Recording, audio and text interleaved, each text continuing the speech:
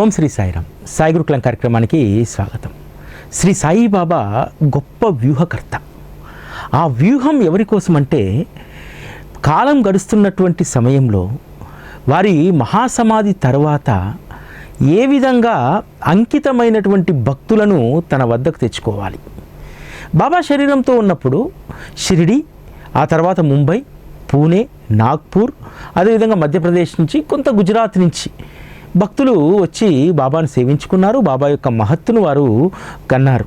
కానీ ఆ తర్వాత అఖండ భారతదేశంలో వారి యొక్క అఖండమైనటువంటి ఖ్యాతి ఈరోజు వర్ధిల్లడానికి బాబా వారు వేసుకున్నటువంటి ప్రణాళిక, వ్యూహమే ప్రధానమైనటువంటిది. ఎందుకంటే బాబా మహాసమాధి తర్వాత అప్పటి వరకు వచ్చినటువంటి భక్తులు, ఎందుకంటే శరీరంతో ఉండగా గురువు అనేక మంది ఆశ్రయిస్తారు. గురువు శరీరం వదిలిన తర్వాత ఆ రోజు ఉన్నటువంటి విశ్వాసం ప్రకారం మరొక శరీరం ఉన్నటువంటి గురువు వెంట వెళ్తారు.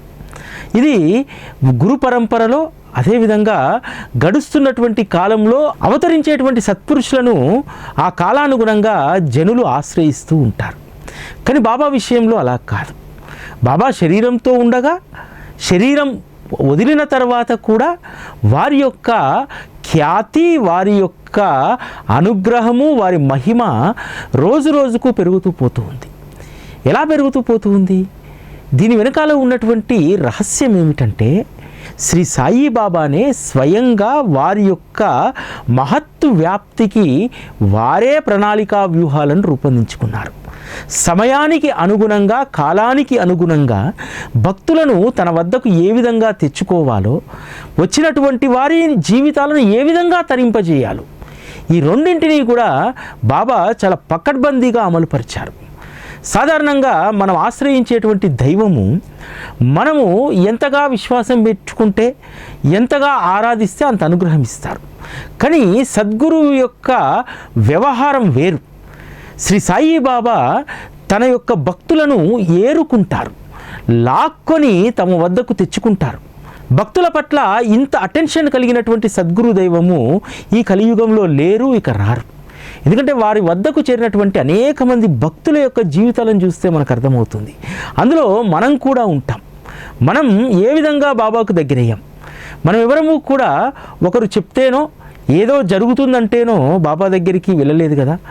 బాబా వారు మనల్ని తన వద్దకు తెచ్చుకోవడానికి అనేక రకాలైనటువంటి అనుభవాలు, సందర్భాలను వారు సృష్టించి వారి పట్ల అచంచలమైనటువంటి భక్తి విశ్వాసం, అంటే ఒకసారి వచ్చిన తర్వాత మరలా పక్కకు తిరిగి వెళ్ళకుండా ఉండేటువంటి అనుగ్రహాన్ని వారు ఇస్తారు. బాబా మహాసమాధి తర్వాత 1929, అంటే దాదాపు ఒక 11 సంవత్సరాల తర్వాత వారు భారతదేశంలో ఉన్నటువంటి అనేక మంది భక్తులకు గొప్ప అనుభవాలు ఇచ్చారు. వారి శరీరం వదిలిన తర్వాత వారి యొక్క అవతార కార్యంలో వాళ్ళందరినీ కూడా భాగస్వాములు చేశారు. అటువంటి వాళ్ళందరూ కూడా గొప్ప అదృష్టవంతులు. మన తెలుగు రాష్ట్రానికి సంబంధించి తెనాలి నివాసి అయినటువంటి వేమూరి వెంకటేశ్వరరావు గారు, వేమూరి వెంకటేశ్వరరావు గారు 1929వ సంవత్సరంలో వారు మద్రాసులో LLB చదువుతుండగా ఒకరోజు ఒక అనుభవం కలిగింది. ఇల్లిస్ట్రేటెడ్ అనేటువంటి వీక్లీని వారపత్రికను వారు లైబ్రరీలో చదువుతుండగా అందులో ఒక వ్యాసం కనిపించింది. అది కూడా ఒక ఆంగ్లేయ జర్నలిస్ట్ రాసినటువంటిది. ఆ వ్యాసం ఏమిటంటే, the mysterious of the east అనేటువంటి శీర్షికలో శ్రీ సాయిబాబాకు సంబంధించినటువంటి వ్యాసం అందులో ఉంటుందన్నమాట. ఒక మిస్టీరియస్, ఒక కథ, అంటే శ్రీ సాయిబాబా అనేటువంటి మహత్తు ఒక మిస్టీరియస్, ఎవరు కనుక్కొనలేనటువంటి గొప్ప మహత్తు కలిగినటువంటిదని చెప్పి ఆ వీక్లీలో రాయడం జరిగింది. అది చదివిన తర్వాత బాబా పట్ల ఒక అభిప్రాయానికి వచ్చాడు.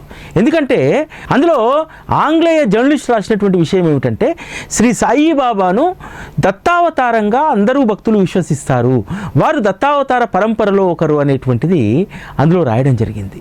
వేమూరు వెంకటేశ్వరరావు గారు అదే దాన్ని మనసులోకి పెట్టుకున్నారు. బాబా సాక్షాత్తు దత్తావతారుడు అని చెప్పి అందులో ఆ వీక్లీలో బాబా గారి చిత్రపటం కానీ ఏమీ లేదు. అందులో ఆ వ్యాసానికి ముందు ఒక చిన్న చిత్రపటం వేశారు. అది బాబా గారి సమాధి. ఎందుకంటే ఆ రోజుకు బాబా గారి యొక్క విగ్రహము లేదు, పటాలు కూడా అంత ప్రాచుర్యంలో లేదు. ఆ సమాధిని చూస్తాడంతే. ఆ తర్వాత వారు 1933-34 సమయంలో తెనాలి నుంచి గుంటూరుకు వారి సోదరుడి వివాహం కోసం వస్తారు. వచ్చినప్పుడు రైల్వే స్టేషన్లో దిగుతారు. దిగినప్పుడు అక్కడ ఒక వ్యక్తి కుప్పల కొద్దీ దేవుళ్ళ చిత్రపటాలు పోసుకొని అమ్ముతూ ఉంటారు. సరే, అటువైపు వెళ్ళి చూడగానే ఆ చిత్రపటము తనను ఆకర్షిస్తుంది. ఎందుకంటే కేవలం బాబాగారి సమాధి మాత్రమే చూశారు. ఆ చిత్రపటంలో ఉన్నటువంటి ఆ మూర్తిని వారు చూడలేదు. బాబాగారు ఆసనం మీద కూర్చున్నటువంటి ఆ చిత్రపటాన్ని చూసి ఇది ఎవరిది అని చెప్పి చిత్రపటాలు అమ్మేటువంటివన్నీ అడుగుతారు. ఇది ఎవరిదో నాకు తెలియదు అని అంటారు. సరే, ఇది ఎంతో నా దృష్టికి ఆకర్షణీయంగా ఉంది అని చెప్పి ఆ చిత్రపటాన్ని తీసుకొని వెళ్తారు. తర్వాత తమ బంధువులు ఒకరు చెప్తారు, ఇది సాక్షాత్తు షిరిడీ సాయిబాబాకు సంబంధించినటువంటి చిత్రపటము అనంటే అప్పుడు గుర్తొస్తుంది. తను చదివినటువంటి విషయాలన్నీ కూడా మననంలోకి వస్తాయి. ఓహో, వీరు సాక్షాత్తు దత్తావతారి అని చెప్పి అప్పటి నుంచి ఆ చిత్రపటాన్ని తమ ఇంట్లో పెట్టుకొని పూజిస్తూ ఉంటారు. ఎంత గొప్ప భక్తి శ్రద్ధలు కుదురుతాయంటే వారిలో భక్తి పెరిగిన తర్వాత బాబా వారికి అనేక మందిని జత చేస్తారు. కేశవయ్య గారు లాంటి వారిని, బివి నరసింహస్వామి లాంటి వారితో పరిచయం ఏర్పడుతుంది. అంతేకాదు వీరు సాయి సుధా అనేటువంటి మ్యాగజిన్కు అనేక సంవత్సరాలు బాబా లీలలకు సంబంధించినటువంటి వ్యాసాలు రాస్తూ ఉంటారు. అంటే ఒకసారి తన భక్తుల్ని ఎంపిక చేసుకున్న తర్వాత మనము శ్రీ సాయి సచ్చరితలు కూడా చదువుతాం. బాబా యొక్క ఆకర్షణ ఎలా ఉంటుందనేటువంటిది. హేమాడ్ పంత్ ఇంటికి వచ్చినటువంటి చిత్రపటం కూడా ఆ కొన్నటువంటి వ్యక్తి బజార్లో అనేక చిత్రపటాలు మార్కెట్లో ఆ షాప్లో ఉండగా ఒక్క బాబా చిత్రపటమే తన నయనాలకు ఎంతో ఆకర్షణీయంగా కనిపించిందని చెప్తాడు కదా. అదేవిధంగా వేమూరు వెంకటేశ్వరరావు గారికి కూడా అదే అనుభవం జరిగింది. బాబా సచ్చరితలో ఉన్నటువంటి అనేక విషయాలు అది కేవలం ఒక కాలమానానికి సంబంధించినటువంటిదో, ఒక కాలానికి పరిమితమైనటువంటిదో కాదు. అది అన్ని కాలాలలో కూడా భక్తుడికి అదే రకమైనటువంటి అనుభవం. ఈరోజు చాలామంది కూడా బాబా యొక్క చిత్రపటాన్ని చూసి, వారి సమ్మోహన రూపాన్ని చూసి అనేక మంది వారి భక్తిలో మునిగి తేలుతూ ఉంటారు కదా. అదే మనకు ప్రాథమికమైనటువంటిది కదా వారి చిత్రపటమే. ఆ విధంగా బాబాకు సంబంధించినటువంటి అనేక వ్యాసాలు రాయడం. ఆ రోజుల్లోనే శ్రీ సాయి సచ్చరితను అత్యంత సరళమైనటువంటి రీతిలో శ్రీ వేమూరు వెంకటేశ్వర గారు ఓ గ్రంథాన్ని అందించడం జరిగింది. వారి జీవితంలో ఇచ్చినటువంటి అనుభవాలు, అనేక సంక్లిష్టమైనటువంటి పరిస్థితుల్లో బాబా కాపాడినటువంటి తీరు నిజంగా మహాద్భుతమైనటువంటిది. ఒకరోజు తను తెనాలి నుంచి రేపల్లెకి వెళ్తున్నాడు. ఆ రోజు రవాణా సౌకర్యాలు అంతగా లేవు కదా. ఉదయాన్నే తెల్లవారక ముందు బండిలో బయలుదేరుతారు. గుర్రపు బండి చాలా స్పీడ్గా వెళ్తూ ఉంది. వెళ్తున్నటువంటి సందర్భంలో కొద్ది దూరం వెళ్ళగానే వెనకాల నుంచి ఒక పిలుపు వినిపిస్తుంది. అరే, బండి ఆపరా, బండి ప్రమాదంలో ఉంది, ఆపు అని అంటారు. ఎవరో బండి కోసం పిలుస్తున్నారని చెప్పి ఆ స్వారీ చేసేటువంటి వ్యక్తి, సరే ఎవరో ఈ చీకట్లో పిలుస్తున్నాడు, దొంగనో ఇంకోదో తెలియదు ఎందుకని చెప్పి బండిని మరింతగా లాగిస్తాడు. లాగించి కొంత దూరం వెళ్ళిన తర్వాత కూడా అదే పిలుపు వినిపిస్తూ ఉంటుంది. చివరకు ఒక వంతెన దగ్గరికి వెళ్ళగానే ఒక వ్యక్తి వచ్చి అడ్డగిస్తాడు.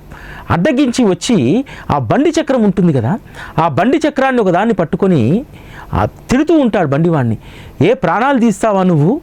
నా వాడి ప్రాణాలు పోతే ఎవరు నాకు సేవ చేస్తారు? నా వాడు ఎంతో చేయాల్సినటువంటిది ఇంకా ఉంది అని చెప్పి గట్టిగా అరుస్తూ ఉంటాడు. ఎందుకంటే ఆ దారిలో 3 చిన్న వంతెనలు ఉన్నాయి కాలువల పైన. మొదటి వంతెన ఎక్కడానికి ఇంకొక 4 అడుగులైతే ఎక్కుతుందనగా ఆ బండిని ఆపేస్తాడు. ఆపేసి వెంకటేశ్వర గారు దిగి చూస్తాడు.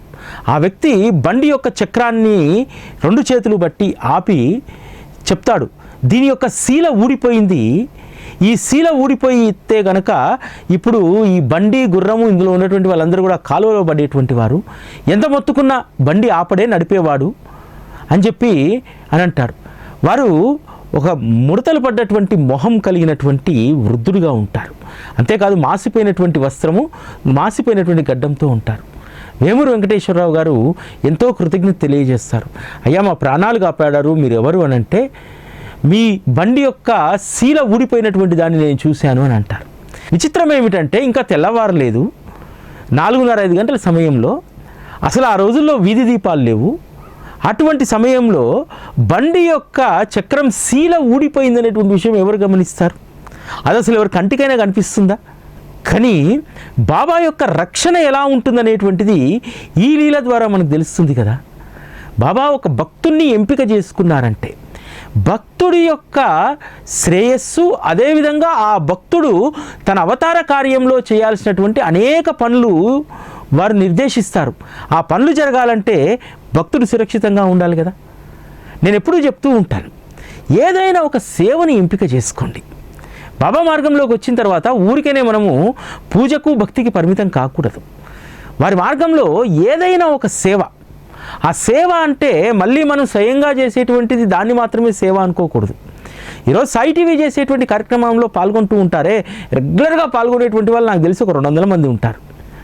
వారికి బాబా అనుగ్రహించినటువంటి సేవ అది. అందుకనే మనందరినీ కూడా బాబా విపత్కర పరిస్థితుల్లో ఎందుకు రక్షిస్తాడు? ఒకవేళ నీకేమన్నా అయితే అపమృత్యువు నిన్ను తీసుకెళ్తే నువ్వు చేయాల్సినటువంటి కార్యం ఆగిపోతుంది. ఎవరైతే ఎప్పుడూ సత్కార్యాల్లో నిమగ్నమై ఉంటారో వారి యొక్క ఆయువును, శ్రేయస్సును ఎప్పుడూ బాబా గమనిస్తూ ఉంటారు. ఏదైనా అపాయం వస్తే ఆ అపాయం నుంచి అటువంటి వాళ్ళందరినీ కూడా బయటపడేస్తారు. కాబట్టి బాబా మార్గంలో ఉన్నటువంటి మనం కేవలం భక్తికి పూజకు మాత్రం పరిమితం కాకూడదు. ఖచ్చితంగా ఏదో ఒక సేవను మాత్రం మనం ఎంపిక చేసుకోవాలి. ఆ సేవే మనల్ని రక్షిస్తుంది బాబా మార్గంలో. బాబా మార్గంలో బాబా కృప దక్కాలంటే, బాబా మన పట్ల అటెన్షన్తో ఉండాలంటే ఆయన మార్గంలో సేవ అనేటువంటిది చాలా ప్రధానమైనటువంటిది. అందుకనే ఆ రోజు భక్తులందరినీ కూడా బాబా ఏ విధంగా రక్షించారు? బూటీకి ప్రాణగండం ఉందంటే నిన్ను ఎలా మృత్యువు తీసుకెళ్తుందో చూస్తాను, నువ్వు ఎలా చస్తావో చూస్తాను అని అన్నారు కదా. ఆ రోజు బూటీకి ఏమీ కాలేదు కదా. ఎందుకు? బూటీతో చేయించాల్సినటువంటి పనులు చాలా ఉన్నాయి. అనేక మందిని, మనల్ని కూడా బాబా మృత్యువు నుంచి వెనక్కి లాగుతూ ఉంటారు. వేమూరు వెంకటేశ్వరరావు గారు ఆ రోజు బాబా రక్షించకపోతే ఆ కాలువలో పడి అసలు చీకట్లో కొట్టుకుపోయేటువంటి వారు, అనేక గాయాలయ్యేటువంటి, అవసరమైతే ప్రాణాలు కూడా పోయేటివి.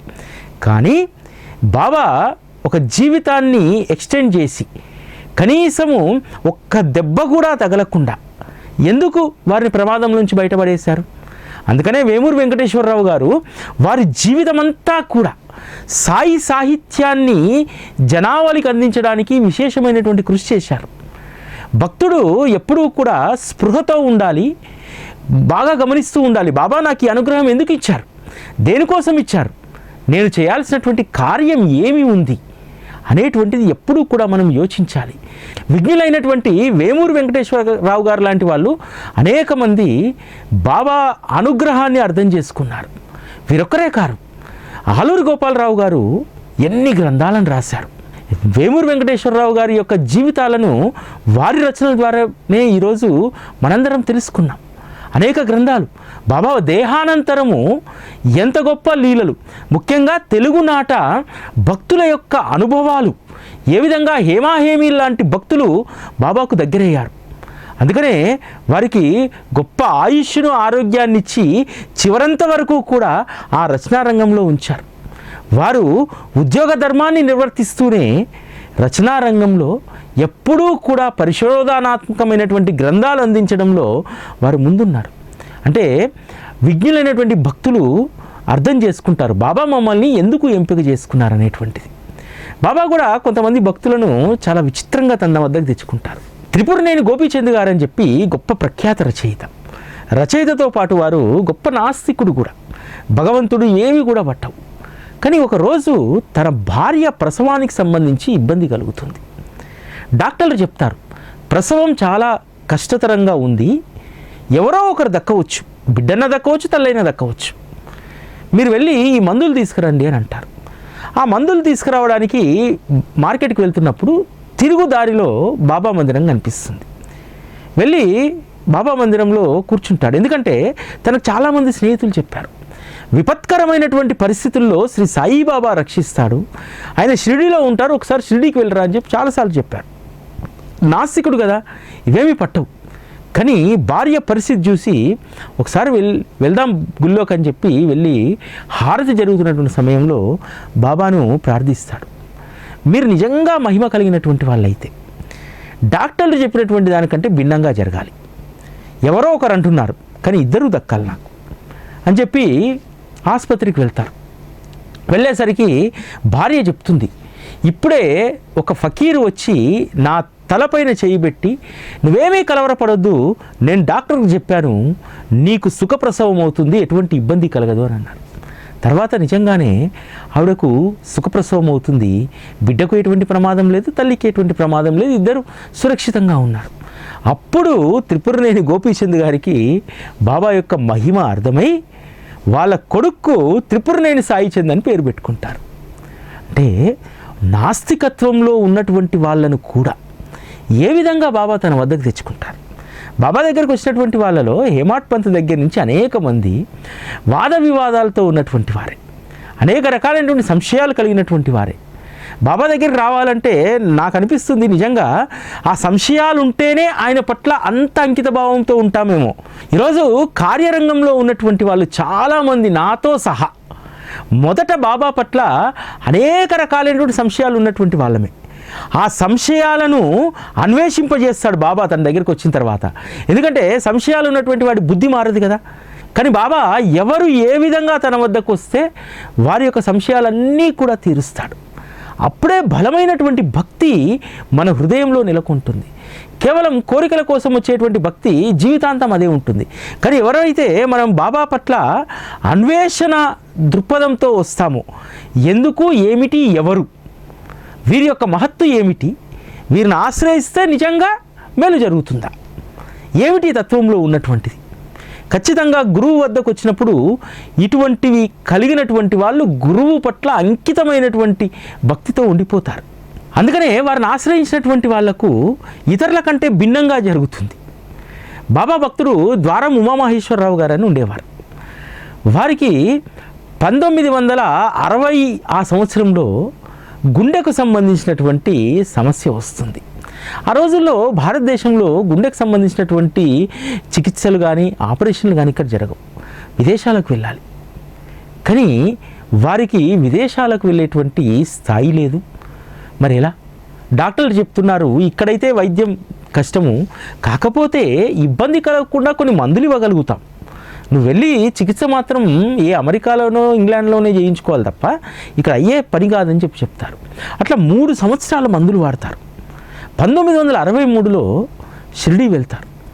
వెళ్ళి బాబాని ప్రార్థిస్తారు, బాబా నాకు విదేశాలకు వెళ్ళి వైద్యం చేయించుకునేటువంటి శక్తి లేదు, మీరే ఏదైనా సరే దాన్ని సవరించాలి అని అంటారు. షిరిడీ నుంచి వచ్చి వాళ్ళ ఇంట్లో పూజ చేస్తున్నటువంటి సందర్భంలో ధ్యాన స్థితిలోకి వెళ్తారు. వెళ్ళినప్పుడు తనకు స్పష్టంగా కనిపిస్తుంది అన్నమాట. ఆ స్పష్టత ఏమిటంటే బాబా యొక్క నయనాల్లో నుంచి ఒక కాంతి తన హృదయం పైన పడుతుంది. హృదయం పైన అట్లా దాదాపు ఒక 5 నిమిషాల పాటు ఆ కాంతి పడుతూనే ఉంటుంది. అలా దాన్ని చూసినటువంటి ఆయనకు ఆశ్చర్యం కలుగుతుంది. ధ్యాన స్థితిలోంచి బయటకు వచ్చిన తర్వాత బాబా ఏదో చెప్పదలుచుకున్నారు, ఏం చెప్పారు, ఆ కాంతి ఏమిటనేటువంటిది తనకు అర్థం కాదు. ఆ రోజు రాత్రి బాబా స్వప్న దర్శనం ఇస్తారు. ఇచ్చి చెప్తారు, నువ్వు ఇక మీదట ఏ మందు వాడాల్సిన అవసరం లేదు, నీ గుండె సురక్షితంగా పదిలంగా ఉంటుంది అని చెప్తారు. బాబా చెప్పినటువంటి దాన్ని తూచా తప్పకుండా పాటించేటువంటి వారు ద్వారం ఉమామహేశ్వరరావు గారు. దాంతో ఆయన తెల్లారి నుంచి ట్యాబ్లెట్లన్నీ తీసుకుపోయి చెత్తబుట్లో పడేశాడు. ఆ తర్వాత అనేక సంవత్సరాల వారు ఎటువంటి ఇబ్బంది లేకుండా, ఎటువంటి చికిత్స లేకుండా వారి జీవితాన్ని బాబా యొక్క చరణాలకు అంకితం చేశారు. ఈ విధంగా అనుగ్రహం పొందినటువంటి వాళ్ళందరూ కూడా ఖచ్చితంగా బాబా కోసం మేము ఏదో చేయాలనేటువంటి తపన మాత్రం ఉంటుంది. అందుకనే వారు దాదాపు కొన్ని దశాబ్దాల పాటు సాయి ప్రభ అనేటువంటి పత్రికను స్వయంగా వారు నడిపించడం జరిగింది. అంటే బాబా యొక్క లీలలు తను అనుభవించినటువంటిది ఇతరులకు కూడా అనుగ్రహం దక్కాలి. బాబా యొక్క మహత్తు కేవలం విగ్రహారాధనకు మాత్రమే కాదు, వారి యొక్క తత్వాన్ని అవలోకించాలి. బాబా మహాసమాధి తర్వాత బాబాను ఆశ్రయించినటువంటి వాళ్ళ చేత బాబా చేయించినటువంటి పని, తనకు సంబంధించినటువంటి సాహిత్యాన్ని విపరీతంగా ప్రచారం చేయించారు. బివి నరసింహస్వామితో కూడా అంతే కదా. ఎక్కడెక్కడో వెతుక్కుంటూ గురువు కోసం అన్వేషణ చేస్తూ షిరిడీకి వస్తారు. వచ్చిన తర్వాత తనలో ఉద్భవించినటువంటి సంకల్పం ఏమిటి, బాబా యొక్క మహత్తు మరింతగా జనావళికి తెలియాలంటే ఆ రోజు భక్తుల యొక్క అనుభవాలన్నీ కూడా తను సేకరించాలి. అందుకనే కదా గొప్ప సాహిత్యాన్ని బివి నరసింహస్వామి మనకు అందించారు. దాదాపు 80 మందికి పైగా భక్తులను ఇంటర్వ్యూ చేసి వారి యొక్క స్వ అనుభవాలను సచ్చరితలో ఏవైతే సంక్షిప్తంగా ఉన్నాయో వాటన్నింటినీ కూడా మరింత విస్తృతంగా సచ్చరితలో రాయబడినటువంటి ఆ భక్తుల అనుభవాలు, ఎందుకంటే వారు సజీవంగా ఉన్నప్పుడు జీవించి ఉండగా తీసుకున్నటువంటి ఇంటర్వ్యూలు భక్తులందరికీ కూడా ఇంత అద్భుతమైనటువంటి డివోటీ ఎక్స్పీరియన్సెస్ అయినటువంటి గ్రంథాన్ని మనందరికీ అందించడం జరిగింది. సాయిని ఆశ్రయించినటువంటి వారి యొక్క భక్తిని, వారి విజ్ఞత, వారి యొక్క వివేకం, వారి ప్రవర్తన మనం అర్థం చేసుకోవడానికి బివి నరసింహస్వామి గారు రాసినటువంటి అనేక గ్రంథాలు భవిష్యత్ తరానికి ఎంతగానో ఉపయోగపడ్డాయి. విచిత్రం ఏంటంటే బాబా మహాసమాధి తర్వాత అనేక మందిని భగవంతుని పట్ల భక్తి లేనటువంటి వాళ్ళనే తన వద్దకు తెచ్చుకున్నారు. కె సభ అనేటువంటి ఒక ప్రఖ్యాత రచయిత, ఆయన నాస్తికుడు. ఒకరోజు విపరీతమైనటువంటి జ్వరం వస్తుంది, మంచానికే పరిమితం అయిపోతాడు. అనుకోకుండా బాబా యొక్క జీవిత చరిత్ర తన చేతికి వస్తుంది. రచయితకు ఉన్నటువంటి అలవాటు ఏమిటంటే ఏ పుస్తకాన్నైనా చాలా క్షుణ్ణంగా అధ్యయనం చేస్తారు. తీరిక సమయాల్లో వారి పనే పుస్తకాలు చదవడం. అదృష్టవశాత్తు బాబా జీవిత చరిత్ర తన చేతికి అందింది. దాన్ని చదివి మధ్యాహ్నం నిద్రలోకి జారుకున్నప్పుడు ఆ బాబా స్వయంగా స్వప్న దర్శనం ఇచ్చి టీ తాగు అని చెప్తారు. బాబాయే స్వయంగా తీసుకొచ్చి టీ ఇస్తారు.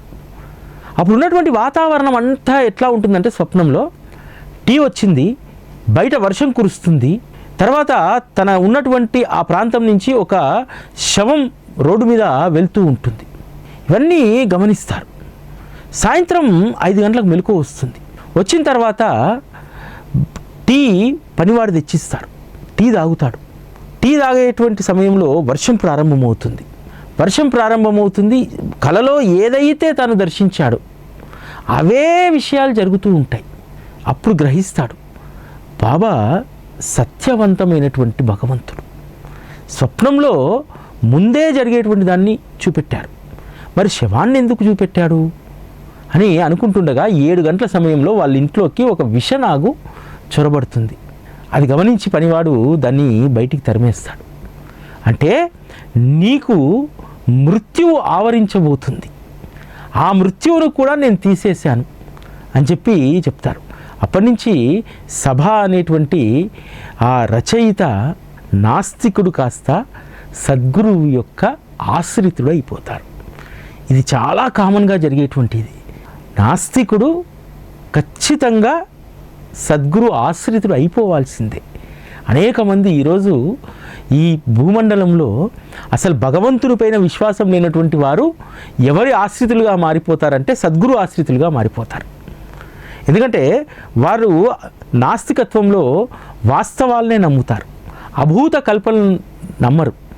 ఎందుకంటే బాబా కూడా వారి జీవితంలోకి వెళ్ళి వాస్తవికతనే బోధిస్తాడు, వాస్తవాన్నే దర్శింపజేస్తాడు. దాంతో చాలా ఈజీగా బాబాతో నాస్తికులందరూ కూడా కనెక్ట్ అయిపోతూ ఉంటారు. ఇక్కడ గమనించాల్సింది ఏంటంటే నెగిటివ్గా ఉన్నటువంటి వాళ్ళు పాజిటివ్లోకి మారారనుకోండి, వారు ఇక అక్కడి నుంచి వెళ్ళలేరన్నమాట. బాబాను ఆశ్రయించినటువంటి భక్తులందరూ కూడా అంతే. హేమాహేమీలైనటువంటి భక్తులు, గురువు పట్ల విశ్వాసం లేనటువంటి వారు హేమాడ్ పంతు, కానీ గురు చరిత్రనే, సద్గురువు యొక్క చరితామృతాన్నే రాసేటువంటి గొప్ప అదృష్టం దక్కింది. ధన్యజీవిగా వారు మిగిలిపోయారు. ఎవరికైతే ఒక సత్సంకల్పం కలుగుతుందో అటువంటి వారికి వెంటనే బాబా కనెక్ట్ అయిపోతారు. వినాయక్ దాజీ అనేటువంటి ఒక భక్తుడు ఉండేటువంటి వారు ముంబైలో ఉంటారు. అక్కడ ఒక ప్రభుత్వ రంగ సంస్థలో రైల్వేస్లో పనిచేస్తారు. అతనికి కొంతకాలం తర్వాత ఒక ఆలోచన కలుగుతుంది. తనకు సద్గతి పొందాలనేటువంటి కోరిక కలుగుతుంది. సద్గతి పొందాలంటే సత్పురుషులను ఆశ్రయించాలి. అందుకని తను ఏ సత్పురుషుణ్ణి ఆశ్రయించాలనేటువంటి సంశయంతో ఉంటారు. అతను గొప్ప దత్తభక్తుడు. ప్రతి గురువారం కూడా దత్తమందిరానికి వెళ్తారు. ఒకరోజు దత్తమందిరానికి వెళ్ళినప్పుడు ఆ దత్తుడి స్థానంలో ఒక సమాధి రూపం కనిపిస్తుంది. తనకు అర్థం కాదు, ఈ సమాధి రూపం తనకి ఎందుకు కనిపించిందని చెప్పి. తర్వాత కొన్ని రోజుల తర్వాత తన స్నేహితుడి ఇంటికి వెళ్తే శ్రీ అన్నాసాహెబ్ దబోల్కర్ గారు రాసినటువంటి సచ్చరిత అక్కడ ఉంటుంది. దాన్ని తీస్తే మొదటి పేజీలో బాబాగారి యొక్క సమాధి ముద్రించబడి ఉంటుంది. దత్తమందిరంలో నేను చూసినటువంటి ఈ సమాధి పుస్తకంలో ఉన్నటువంటిది ఒకే మాదిరిగా ఉంది, ఎవరిది అని చెప్పి మిత్రులను అడుగుతారు. ఇది శ్రీ సాయిబాబా గారి యొక్క సమాధి అని చెప్పి చెప్తారు. ఓహో, మరి నేను వారు ఇప్పుడు లేరు కదా, వారిని ఎలా ఆశ్రయించాలి? సద్గతి పొందాలంటే శరీరంతో ఉన్నటువంటి గురువును ఆశ్రయించాలి. కానీ ఇప్పుడు ఆయన లేరుగా, సమాధి అయ్యారు కదా అని చెప్పి ఆలోచిస్తూ ఉంటారు. ఒకరోజు కేడ్గావ్కు సంబంధించినటువంటి నారాయణ మహారాజ్ స్వప్న దర్శనం ఇస్తారు. ఇచ్చి నీ గురువు సాయిబాబానే అక్కడికి వెళ్ళు అని అంటారు. సరే, నారాయణ మహారాజ్ శరీరంతో ఉన్నారు అప్పటికి, ఆయన చెప్పారు కదా అని చెప్పి మొదట కేడ్గావ్ ప్రయాణం అవుతారు. అక్కడ నారాయణ మహారాజుని దర్శించుకుంటే ఇక్కడికి ఎందుకు వచ్చావు, నేను చెప్పాను కదా నీ గురువు షిరిడీలో ఉన్నారని చెప్పి. ఆ విధంగా షిరిడీకి వెళ్ళిపోతారు. తను బాబాకు ఆశ్రితుడిగా మారిపోతారు. అంటే ఏ గురువుతో రుణానుబంధం ఉందో ఆ రుణానుబంధాన్ని మనము గ్రహిస్తే సాధారణంగా మనకు మనం దాన్ని గుర్తించాం. బాబాయే మనకు అనుభవం అయ్యేలాగా. ఎందుకంటే వినాయక్ దాజీకి మనసులో ఏముంది, సద్గతి పొందాలంటే శరీరంతో ఉన్నటువంటి గురువు కావాలి. కాబట్టి బాబా ఏం చేశాడు, చాలా చాకచక్యంగా నారాయణ మహారాజ్ యొక్క స్వప్న దర్శనాన్ని ఇప్పించి నారాయణ మహారాజ్తో చెప్పారు. అంటే శరీరంతో ఉన్నటువంటి గురువు చెప్పినటువంటిది ఇక వేదం కదా, శరీరంతో ఉన్నటువంటి నారాయణ మహారాజే స్వయంగా చెప్పేసరికి నా గురువు శ్రీ సాయి బాబానే అని చెప్పి బాబాకు అంకిత భక్తుడిగా మారిపోతాడు. తను కోరుకున్నట్టుగానే సద్గతిని పొందుతాడు. ఈ విధంగా సద్గురువు ఆశ్రయం అనేటువంటిది మన జీవితాన్ని తరింపజేపించేది. అది కేవలం కోరికలను తరింపజేపించేటువంటిది కాదు, ఖచ్చితంగా మన జీవితాలను తరింపజేసుకొని సద్గతిని పొందడానికి ఒకే ఒక ఆశ్రయం శ్రీ సాయిబాబా. అటువంటి సద్గురువును ఆశ్రయించినటువంటి మనం ధన్యులం. నిజంగా ఈ అదృష్టం ఈ జన్మలో దక్కడం మనం ఎన్నో జన్మలుగా చేసుకున్నటువంటి సుకృతం. ఎందుకంటే సత్పురుషుల యొక్క సాహచర్యం, సద్గురువు యొక్క ఆశ్రయం మనంతటికి మనం ఏదో ఇప్పుడు ఈ జన్మలో చేసుకున్నటువంటి పుణ్యం వల్లనో వారిని గుర్తించడం వల్లనో దక్కినటువంటిది కాదు. అనేక జన్మలుగా మన ఆత్మ పరితపించి ఉంటుంది. ఎన్నో జన్మలుగా తప్పించినటువంటి ఆత్మను ఆయన అనుగ్రహించి ఆయన వద్దకు చేర్చుకున్నారు. కాబట్టి బాబా దగ్గరికి రావడం అనేటువంటిది ఆషామాషి విషయం కాదు. వచ్చిన తర్వాత ఖచ్చితంగా వారు మెచ్చినటువంటి విధంగా జీవించడం అనేటువంటిది చాలా ప్రధానమైనటువంటిది. ఇది ఈరోజు సాయి గురుకులం. మళ్ళీ రేపటి కార్యక్రమంలో కలుసుకుందాం. అప్పటివరకు సెలవు. నమస్కారం.